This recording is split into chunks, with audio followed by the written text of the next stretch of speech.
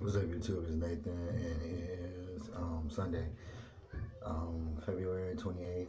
I am 2 years now on testosterone, and a lot has happened in these past couple of weeks. Sorry, guys, that I have not recorded. It has been hectic around here, really busy, but I was on my way to get ready to go to the gym, but I decided to just take a moment and record a little bit just so I can just tell you guys an update. So I'm 2 years now as of February 20th on testosterone. I since had surgery, y'all. I had my tonsils out, and I couldn't be more happier. I healed awesomely because I did some research and just my common knowledge of throat care. I gargle with some peroxide and water, half and half, and salt water. And I did eat, y'all, the second day after my surgery, and I did continue my vitamins after surgery was over. I had to go off of them for 5 days, so I took a lot of vitamins that were good for a immune system um, build up and just to keep me from bleeding and stuff like that. And I also took my prednisone that I had a few left, only a few, to assist with the bleeding and also the swelling. And I did really good. And after 2 weeks of taking care of myself, my throat looks like I haven't had.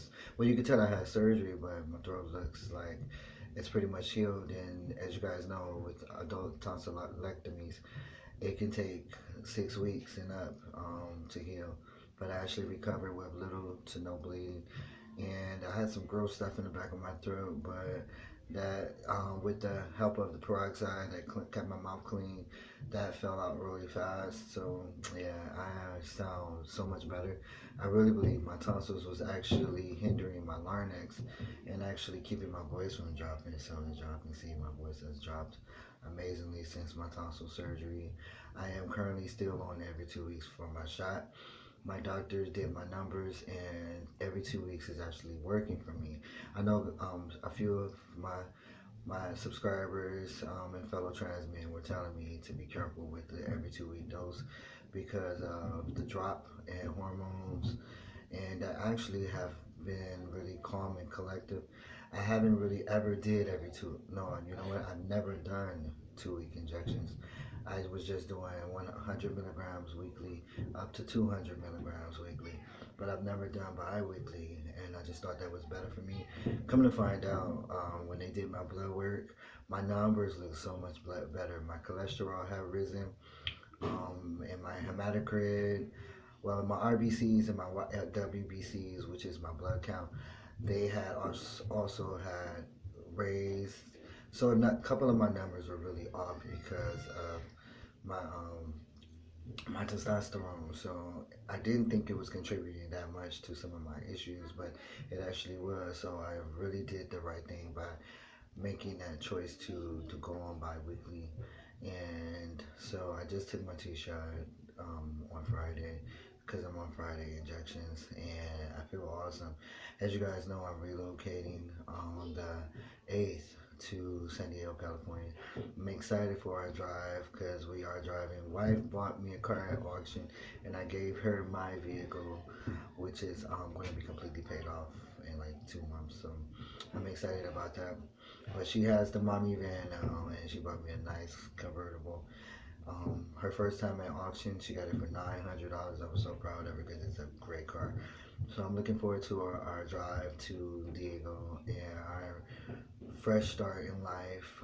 We're going to be staying with my friend who's like a sister to me, and I'm excited to see her too. It's been 10 years since I've seen her. So if y'all heard wife, that's because she's fussing at the kids while I'm trying to talk.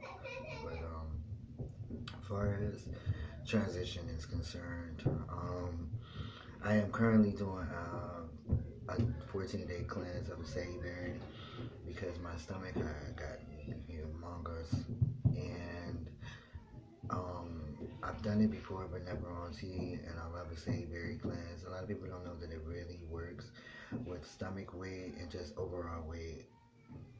In general, when I used to do the cleanses, because you have to give like breaks in between, I would see a nice significant amount of weight loss from doing them. And for me, it's my stomach that's the issue. And already after been taking 1 day's worth, when I woke up this morning, my stomach is already significantly smaller. But it does send you to the toilet. I never had problems with my bowel, excuse me, since having my gallbladder surgery. But it doesn't seem to be sending me to the bathroom a whole lot more, but it is a little bit more. Since I had surgery, I bloated up really bad because, as you guys know, anesthesia keeps you from using the restroom the way you would like to. So, number twos was almost impossible, but I couldn't tell. My appetite has since cut since I had surgery. I do not know why, but a lot of people tell me that when you have tonsillectomies, it's something about the surgery that actually decreases the appetite. So yeah, my appetite has decreased. I'm getting full a lot faster. But you guys know I was never a big eater. I just like sugar. And speaking of sugar, my glucose levels were a little elevated, but I'm really intelligent, and I do a lot of research. I had to go back and look at my numbers previously, and I noticed after starting prednisone, my numbers started jumping, and they were normal when I went in for my blood work back in March of last year. And after starting prednisone end of March, when I went back in for my blood work, I got up to 120.